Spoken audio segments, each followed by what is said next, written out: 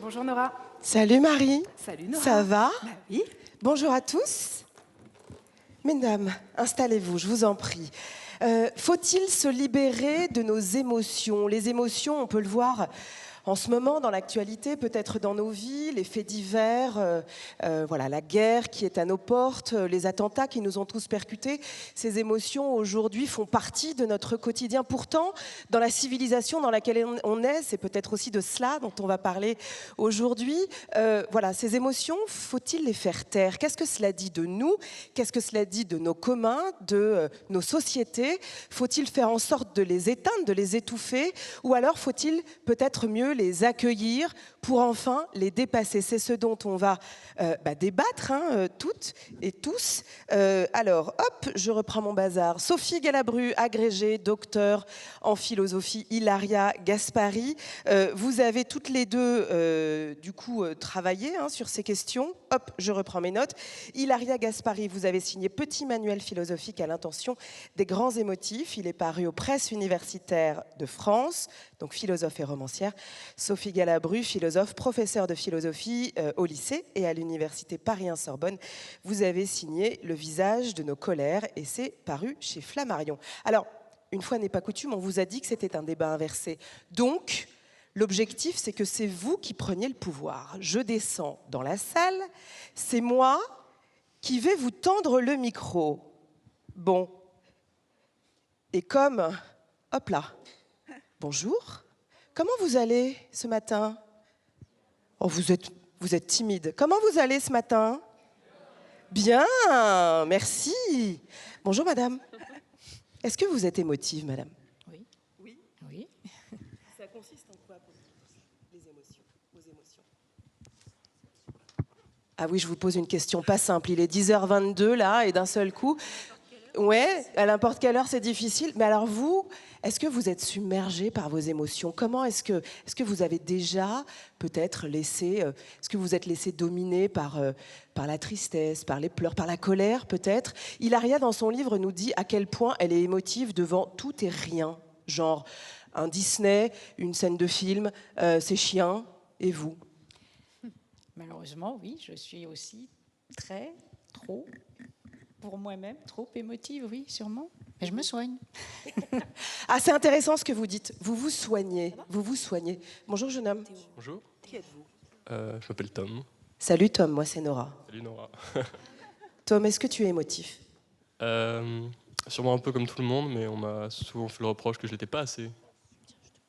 Pas assez, ça veut dire que tu les caches? Non, pas assez émotif. C'est-à-dire qu'on peut être aussi surpris de voir quelqu'un qui ne veut pas réagir émotivement à une situation où on devrait l'être.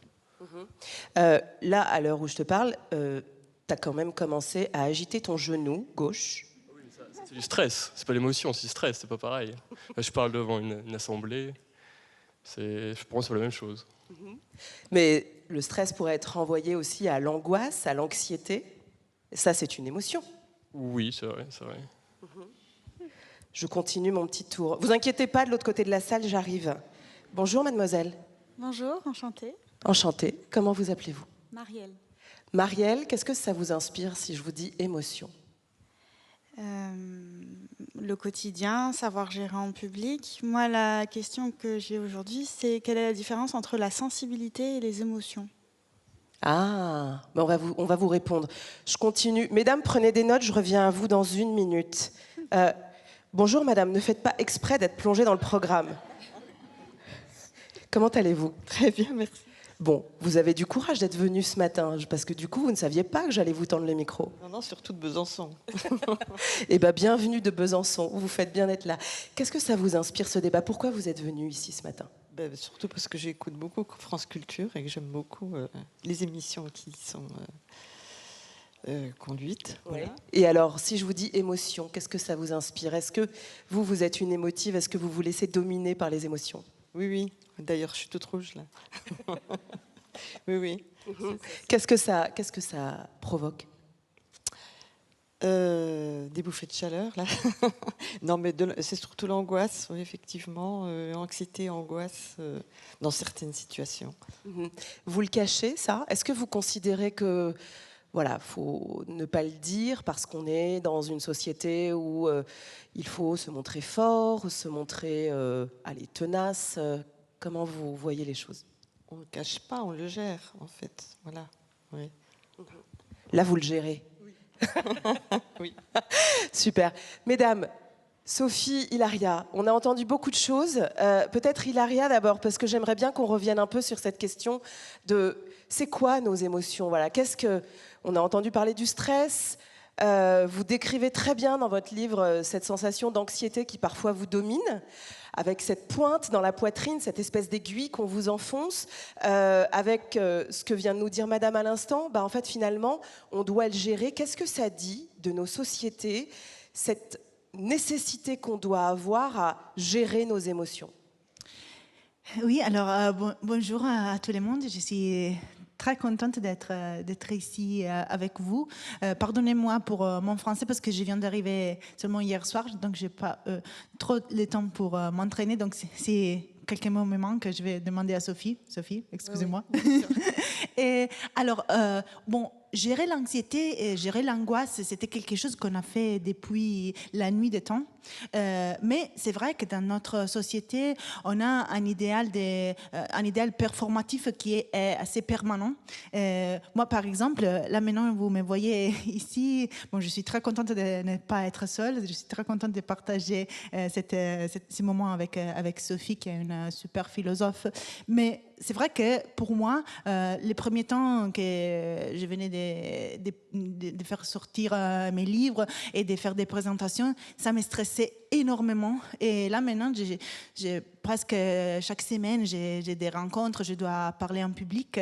Et je sais que la peur de parler en public, c'est une des peurs les plus répandues. C'est comparable à la peur de mourir. C'est vraiment quelque chose de bizarre. Mais quand on fait des enquêtes, on fait des sondages, et les gens répondent que c'est vraiment une des majeures peurs qu'on a. Et c'est vrai, par contre, que notre société nous donne des instruments pour se raconter tout le temps. Et donc, cette exposition qu'on cherche ou à laquelle, de quelque façon, il faut qu'on réagisse, nous pose dans la position de se montrer, de se représenter avec des instruments, des outils qu'on n'avait pas auparavant. Je pense aux réseaux sociaux, par exemple. Même si on ne les utilise pas énormément dans notre vie, c'est toujours un choix qui nous pose dans la position de décider comment et combien de soi raconter. Et dans cette disons... dans cet impératif mandatoire de se raconter, de se représenter qui déborde du niveau des relations sociales au niveau du travail, parce que dans le travail, c'est de plus en plus important de se représenter, de se raconter, de se montrer d'une façon gagnante. Alors, on a toujours une pression très, très forte à montrer son côté. Et cette pression, pardon, Hilaria de vous couper, cette pression, en fait, c'est ce qui nous conduit à devoir gérer ses émotions. On a entendu ce terme de gérer. Oui, c'est ça, parce que c'est une gestion, c'est l'impératif de gérer ses émotions au niveau de la représentation. Donc, on a beaucoup d'impératifs. Moi, en Italie, j'ai travaillé beaucoup avec les enfants, les étudiants des écoles sur mon livre des émotions.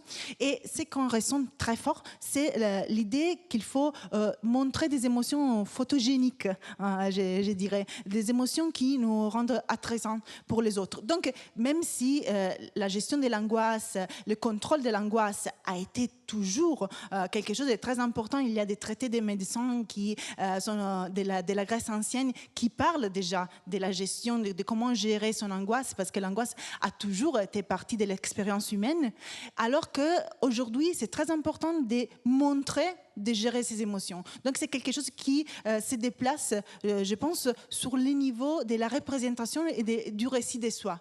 Et c'est quelque chose de très angoissant à sa fois. J'ai déjà vu des réponses qui sont issues du public, qu'il y a vraiment quelque chose qui a à faire avec la sensation d'être toujours stressé, qu'on n'arrive pas très facilement à avouer, même si ils ont avoué, ils ont été un peu contraints de l'avouer. Mais je pense que c'est vraiment une libération de l'avouer, de l'admettre. Il ne faut pas étouffer, je pense, son angoisse. Il ne faut pas se sentir en erreur parce qu'on est angoissé, parce que tout le monde est angoissé. Oui, mais ce que vous nous dites, Hilaria, c'est que finalement, on nous a contraints à apprendre à gérer ces émotions parce que, et je le pose là, et c'est ce que vous dites aussi dans votre livre, il y aurait en fait une forme de faiblesse à avouer qu'on peut être submergé. C'est le début de votre livre, c'est ce que Madame en premier nous disait, oui, quand on est hypersensible, quand on est émotif, en fait, ça nous renvoie à quelqu'un qui est incapable. Oui, c'était un préjugé très fort, qui est un préjugé aussi qui a une nuance des genres, parce qu'on a l'habitude à considérer surtout les femmes très émotives et donc incapables de prendre des décisions qui soient vraiment rationnelles. Mais c'est vrai aussi que notre rationalité, notre raison, elle marche aussi avec nos émotions. Je pense que le livre de Sophie le montre très bien. Il y a aussi un côté rationnel, même dans les émotions qui sont très forts et qui nous prennent, qui peuvent nous dominer. Alors que c'est très important la question qui a été posée par Marielle, c'est quoi la distinction entre sensibilité et émotion? Parce que la sensibilité, c'est comme une attitude qui nous pose dans la condition d'amplifier nos émotions. Et c'est vrai que parfois, il y a des gens comme moi, par exemple, moi j'ai toujours été comme ça. J'ai une relation très, très forte avec mes émotions. Je suis souvent submergée et j'ai longtemps l'impression de ne pas être capable d'être rationnelle pour cela. Mais finalement, je pense qu'il y a une démarche dans l'étude philosophique des émotions qui ne se pose pas dans la condition de soigner les émotions, de les curer, de les mettre à côté, mais de les vivre et de nous enseigner qu'il y a aussi un côté des connaissances, aussi dans notre activité émotionnelle, dans notre amplification sensible de la vie qui nous arrive.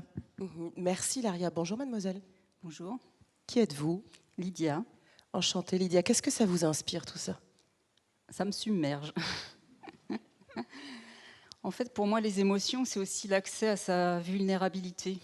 C'est quelque chose de très difficile en fait dans notre société. Pouvoir s'ouvrir à ça et montrer une partie de son intimité aux autres aussi, en fait. Quand vous dites que ça vous submerge, c'est quoi? Est-ce que vous pourriez définir ce qui vous submerge? Ne tremblez pas, regardez, on n'est que toutes les deux. Ce qui me submerge, là en l'occurrence, c'est l'angoisse de parler devant tout le monde. C'est juste horrible. Est-ce qu'il vous arrive d'être submergé de colère? Ah oui, comme ça peut arriver à tout le monde, mais c'est quelque chose qu'on apprend à garder en nous en général. Je pense que c'est quelque chose... En fait, l'éducation nous conditionne aussi à nos émotions, en fait. Je parle de... pas toutes les éducations, mais certaines. Donc c'est difficile de se libérer de tout ça, puis aussi du regard du monde, du regard social, en fait. Je pense que c'est très important, le regard aussi des autres.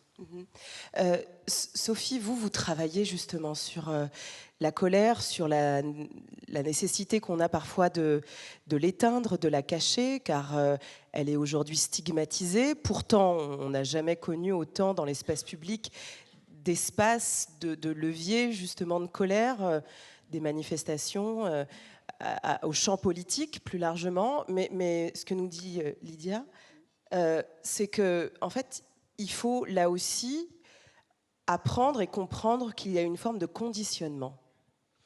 Oui, c'est vrai. Ce qui est intéressant, et je reprends un petit peu ce que disait Hilaria, c'est vrai que tout le monde, enfin les personnes interrogées ont eu beaucoup de mal à avouer, avoir des émotions et même être sous l'emprise d'une émotion comme par exemple la peur. Et c'est intéressant, et Madame vient de donner une bonne raison, c'est que l'émotion, vous dites, peut-être dévoile sa sensibilité, voire une forme d'intimité devant tout le monde. Et c'est vrai parce que l'émotion a toujours été rabattue sur le corps. Dans un héritage philosophique dit rationaliste, les émotions proviennent du corps, de la puissance sauvage, nocturne, irrationnelle du corps, contre versus la raison. Claire, distincte, désincarnée. Et donc on a gardé aussi inconsciemment cet héritage et cette idée que si on montre une colère, une peur ou une joie, c'est notre corps aussi qui se dévoile et qui s'expose devant les autres. C'est notre intimité. Et en quelque sorte, c'est vrai. Mais la question est de savoir si les émotions ne sont pas aussi universelles et visent en réalité à un niveau neurobiologique et psychologique à également faire part de la façon dont on approche une situation, dont on la régule. C'est-à-dire que la peur, c'est fait c'est quand on ressent une menace, un danger, et donc on réplique par une position de recul, de prudence. Et en fait, toutes ces émotions-là, ou la colère, c'est parce qu'on sent un déséquilibre, une atteinte à un équilibre, une atteinte à l'image de soi aussi, ou une atteinte à la justice ou à sa liberté. Et donc on répond.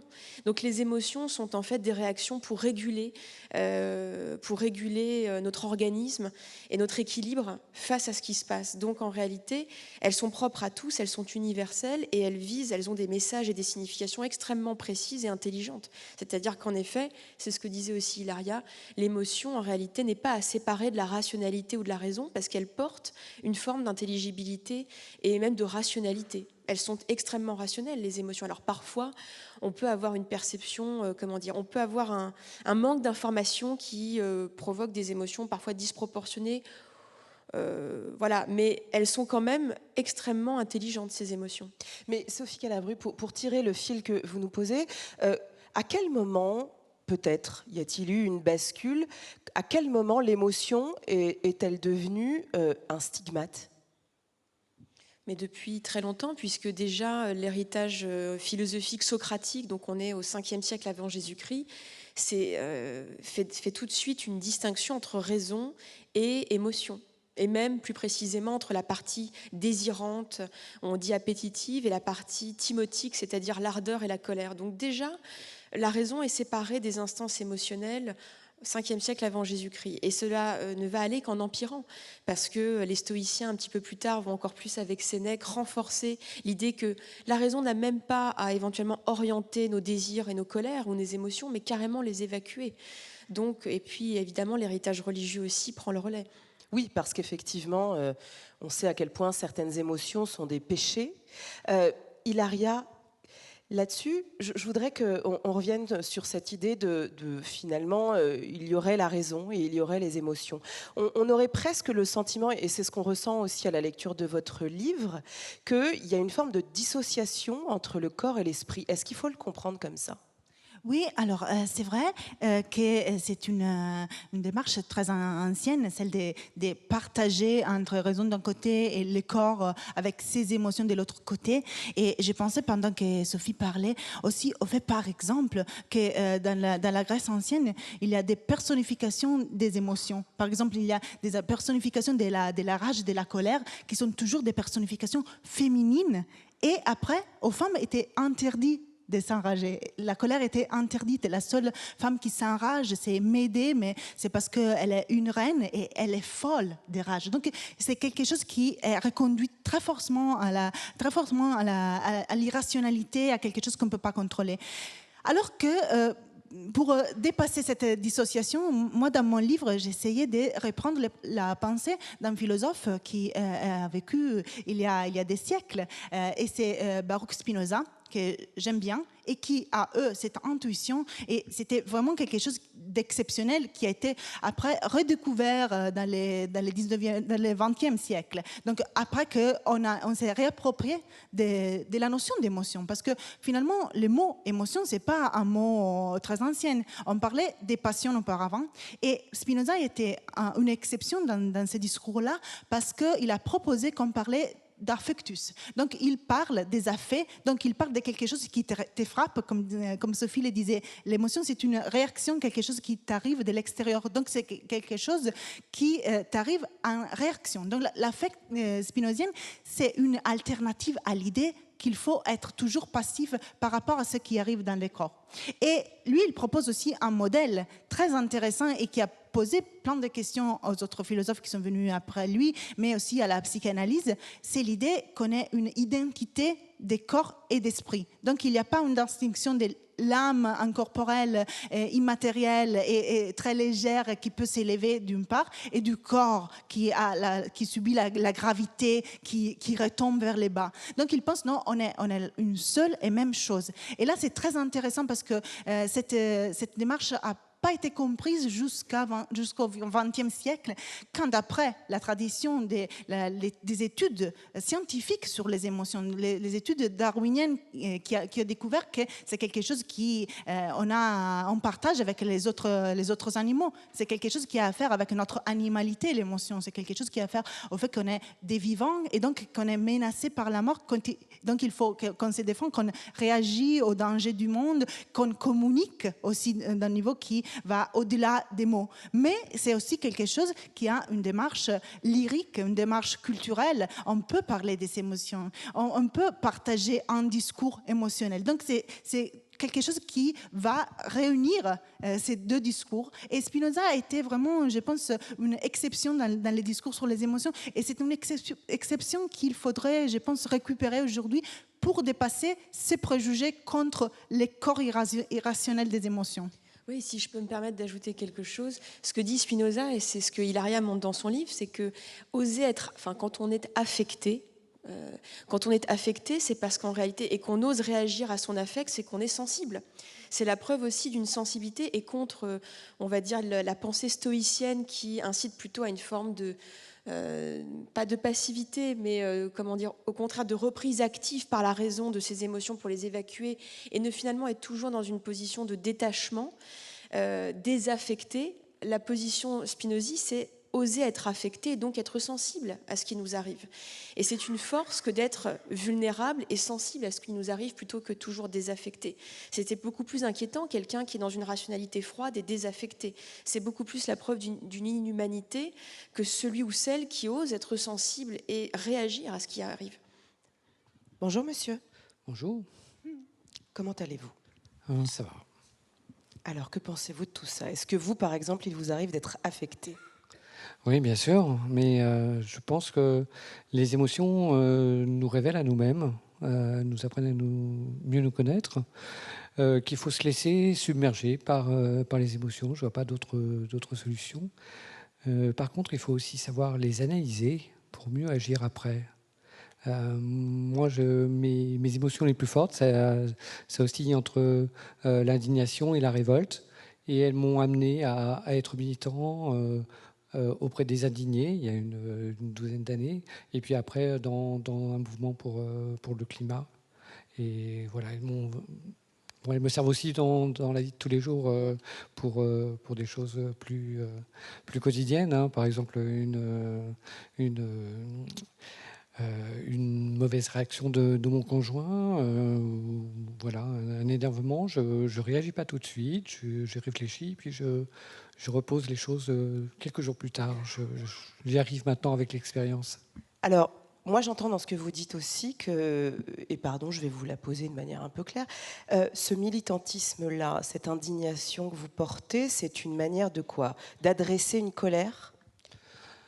D'adresser une colère, et puis aussi, à un moment, je me suis senti, il a fallu que j'agisse, je ne pouvais pas rester chez moi, sur mon canapé, comme on dit, il a fallu que je participe à un mouvement, et puis j'ai appris en plus, enfin j'ai expérimenté que le militantisme est un mouvement joyeux aussi, voilà, où on pleure nos défaites, mais on fête aussi nos succès. Et puis il y a la dimension collective, j'imagine ? Tout à fait. Alors que je suis plutôt quelqu'un de renfermé, là, ça m'a vraiment ouvert. D'autant plus que, voilà, je me suis pour la première fois engagé avec les indignés de Lille, et que je me suis rendu compte au bout de 3 semaines que je faisais partie vraiment des 5-6 personnes les plus actives dans le groupe et qui apportaient le plus d'idées. Ça vous renvoie à quoi ? Ça veut dire que vous avez une forme en miroir, ces colères, ces indignations communes, c'est le ciment d'un collectif, c'est le ciment d'un combat, et même si on perd, finalement, on a gagné en humanité ? Oui, tout à fait. Oui.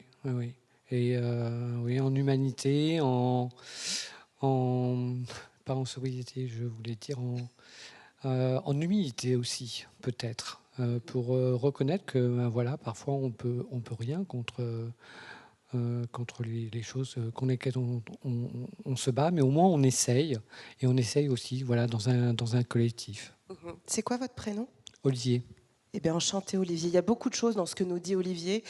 Sophie, cette colère, cette indignation qui est de l'ordre du politique, qui est une manière en fait de s'engager, peut-être pour compenser une forme d'anxiété ou voilà, d'incapacité à se projeter, cette manière de faire collectif, de faire corps, dans une forme aussi d'empathie, de compassion vis-à-vis de l'autre. C'est quelque chose qui peut nous permettre, notre titre c'est « Faut-il se libérer de nos émotions ?» C'est une manière de s'en libérer, en fait, de la projeter, de l'adresser à quelque chose, de la rendre politique. Et ce que j'entends dans ce discours-là, c'est que déjà la colère manifeste une sensibilité à l'injustice, qu'elle est en effet une sensibilité, une réaction, et peut-être pour parer en effet à l'angoisse ou à l'anxiété. Hein, la colère, face à une situation de stress, il y a deux réactions possibles. Hein. C'est soit la fuite, soit l'affrontement. Donc c'est une façon aussi de parer à son angoisse, son anxiété, son stress, son sentiment d'impuissance. Et ce que je retiens aussi qui est très intéressant, c'est que vous montrez bien que la colère, surtout militante et politique, peut se distinguer de la haine. Moi, c'est quelque chose que je tiens à dire dans l'essai que j'ai écrit, c'est que la haine est une passion sur un temps long et qui vise aussi à non pas élucider son sentiment, mais au contraire à stigmatiser. Tandis que la colère est une émotion ponctuelle, bon, bien sûr, qui peut se renouveler dans le temps et qui vise plutôt à réagir, à rééquilibrer un ordre qui nous paraît injuste, qui nous paraît instable. Et donc, et cette colère-là, qui est une réaction de défense, de légitime défense face à ce qu'on estime être des urgences, des situations déséquilibrées ou injustes, peut s'accompagner de la joie. C'est-à-dire le sentiment de communier avec les autres, de se fédérer pour combattre pour un idéal. Et ça ne contrairement peut-être à ce que dit Spinoza de la colère, qui considère que c'est une passion triste, voilà. Moi je trouve que c'est bien sûr que la colère peut aussi s'enrayer dans la tristesse à cause de l'échec, de l'impuissance, mais c'est aussi un affect moteur qui peut aussi propulser des joies d'être ensemble. Et là-dessus, je me sépare un peu de Spinoza. Oui, je suis tout à fait d'accord avec toi, Sophie. Et c'est vrai, je pense qu'il faudrait un peu réviser cette idée de la colère comme forcément une passion triste. Je pense qu'il s'agit d'une passion triste là où ça confine avec la haine, comme tu disais, et avec cette force disgrégatrice de la haine, non, cet éloignement des autres, cette séparation, et aussi parce que nos haines, nos envies les plus secrètes, ce sont les envies et les haines et les colères qu'on n'avoue pas. Et donc, ça devient une passion triste parce que ça nous dévore de l'intérieur. Mais quand c'est une colère partagée avec les autres, et c'est une colère active, comme celle que vous décrivez, Olivier, je pense que là, ce n'est pas tout à fait une passion triste, mais ça a plutôt à faire avec la notion que les anciens avaient de la colère, d'une colère juste, d'une colère qui va redresser un tort, qui va poser un équilibre. Donc c'est quelque chose qui a à faire avec un sentiment de la justice. Et je pense qu'à ce moment-là, même si c'est un moment qui politiquement fait un usage des émotions et aussi de certaines colères, aussi de certaines envies sociales très très dangereux, parce que les droites en ce moment, moi je suis italienne, je pense que vous pouvez comprendre comment j'ai suivi hier, j'étais en voyage à la fondation du nouveau gouvernement italien, j'ai plein de préoccupations pour tout cela. Je suis très concernée parce que je sais qu'il y a une droite extrême qui fait un usage de certaines passions de disgrégation, de séparation très, très fort et très, très dangereux. Mais en même temps, je pense que surtout pour ce qui a à faire avec la catastrophe climatique à laquelle on est en train d'assister, il y a une colère juste, une colère qui va essayer de reproduire un équilibre qui est perdu. Et là, c'est une colère qui doit avoir des rechutes politiques aussi. Et là, c'est un mouvement actif, ce n'est pas une passion triste, tout à fait. Bonjour, mademoiselle. Bonjour. Alors, vous avez été militante. Oui, un petit peu. Pourquoi on s'engage ? On s'engage pour essayer de faire bouger les choses à notre enfin, à notre échelle, c'est compliqué, c'est difficile, mais on essaie de se rassembler aussi, de faire partie d'un tout, faire partie d'un tout et en même temps d'être contre certaines choses. Donc, ouais, on essaie de faire évoluer les mentalités comme on peut. On essaie aussi de réfléchir, le fait de s'associer, de s'assembler, ça permet d'avoir d'autres avis. Et qu'est-ce que ça vous inspire, cette idée justement de communier ensemble dans un collectif, de transformer la colère aussi en joie? Est-ce que ça, vous l'avez vécu? Oui, parce qu'on se fédère, on se transmet des choses, des émotions justement chacun, et on essaie d'agir, physiquement, de faire quelque chose, quoi. Et alors du coup, vous me disiez que vous avez travaillé avec la Croix-Rouge, donc j'entends derrière l'idée aussi du soin, d'une forme de justice. Dans le climat dans lequel on est-ce que vous diriez que cet engagement, on va pas dire que c'est un échec, parce que rien n'est jamais un échec, c'est un chemin, mais est-ce que ça vous donne encore l'envie de vous engager, ou est-ce que vous diriez qu'en fait c'est pas comme ça que les choses changent? Si, je pense que j'aurais toujours envie de m'engager, parce que justement ça donne au moins l'image de faire quelque chose et de ne pas rester les bras ballants. Mais c'est sûr que pour que les choses changent, il faut que ça vienne de plus haut, ça c'est sûr. Après, je pense qu'effectivement, la volonté aussi de chacun, de nous, du peuple, etc., ça peut conduire des choses. Et puis, c'est le côté aussi de l'humanité, effectivement, du soin. Et est-ce que vous diriez que plus haut, ça vous met en colère quand vous voyez ce qui se passe plus haut? Oui, mais je n'ai pas la main dessus, je ne peux rien faire. En tout cas, j'ai l'impression de ne pouvoir rien faire, à part effectivement militer et aider comme je peux dans mon cercle proche. Merci beaucoup. Mesdames, vous évoquiez à l'instant justement ces passions tristes, pour juguler, on voit que cette question, pour juguler peut-être cette forme d'anxiété, cette incapacité à voir que il faut changer le monde peut-être, on s'engage auprès de ses proches, on prend soin, on fait en sorte de changer un petit peu autour de soi. Quoi qu'il en soit, vous évoquiez à l'instant, Ilaria, Giorgia Meloni, qui arrive au pouvoir en Italie, qui a formé son premier gouvernement. Nous ici, cette semaine en France, Sophie Galabru, vous n'avez pas pu passer à côté de l'émotion suscitée par l'assassinat de la petite Lola et la récupération politique. Pourquoi je prends sciemment en fait ces deux extrêmes, c'est que d'un côté il peut y avoir une envie de s'engager pour faire en sorte que les choses changent, et de l'autre côté il y a une forme d'instrumentalisation aussi de nos émotions qui font le lit d'une forme de populisme, de nationalisme, de xénophobie.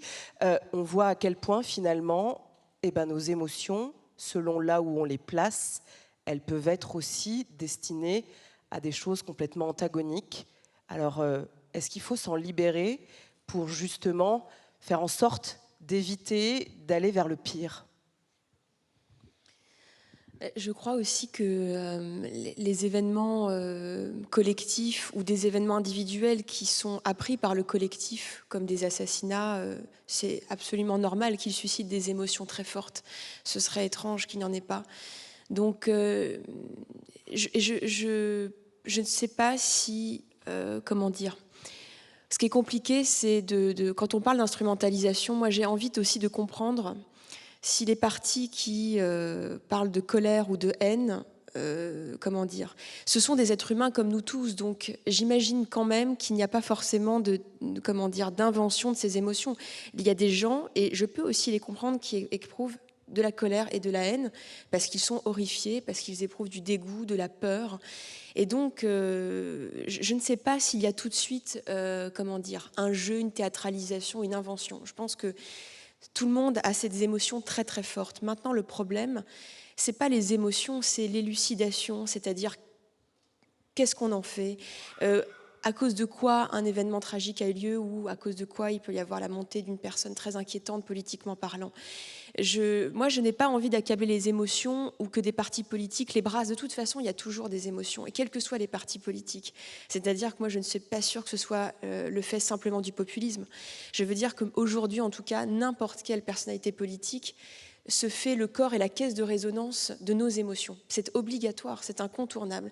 Toute personnalité politique manifeste des émotions. Alors ça peut être manifester plus la peur, plus la haine, plus la colère, plus la joie, mais tout corps politique se fait la caisse de résonance de nos émotions. Ça fait partie aussi de la démocratie, hein, ce fonctionnement-là. Maintenant, quitte à la mettre en danger ?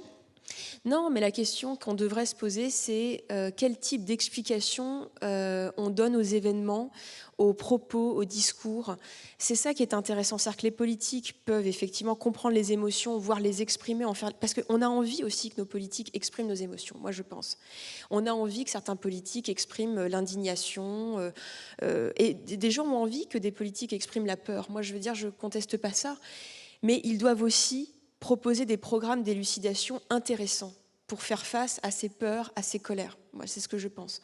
Ilaria Gaspari, est-ce que Giorgia Meloni, pardon de prendre cet exemple, Matteo Salvini qui arrive aussi en vice-premier ministre, c'est une manière d'élucider les émotions en miroir de ce que ressentent aujourd'hui et de ce que vivent les Italiens?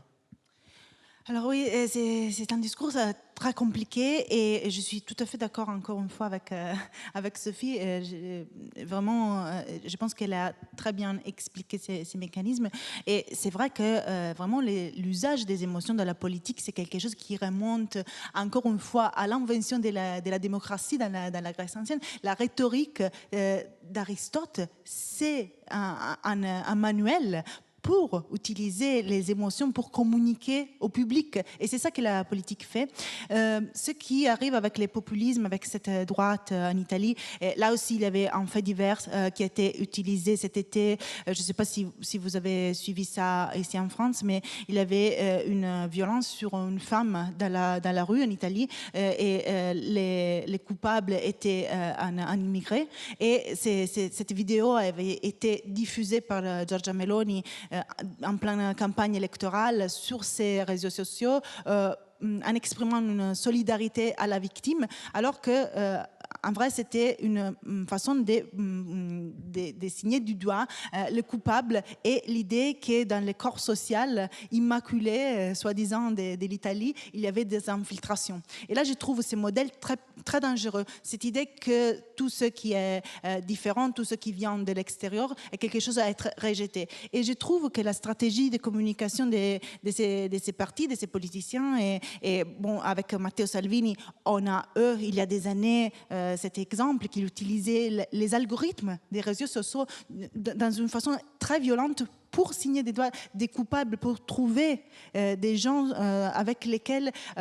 sur lesquels convoyer toute l'indignation, mais une indignation qui a quelque chose à faire avec la pensée magique de croire qu'il y a des gens qui sont infiltrés de l'extérieur et qu'il faut les envoyer à leur pays. Et là c'est une forme de xénophobie qui appuie sur des émotions élémentaires, des émotions de peur, des passions tristes, tout à fait, parce que c'est des émotions par rapport auxquelles on ne réfléchit pas. On ne réfléchit pas quand on s'enrage. On ne réfléchit pas sur le fait que peut-être il y a des conditions de vie qui ont porté à ça et ça et ça. Et donc c'est là, c'est vraiment l'irrationalité d'un discours émotif. Il nous reste 1 minute, donc en 3 mots, l'une et l'autre. On voit bien que nos émotions sont aussi politiques. Comment justement on fait en sorte, est-ce qu'il faut les dépasser?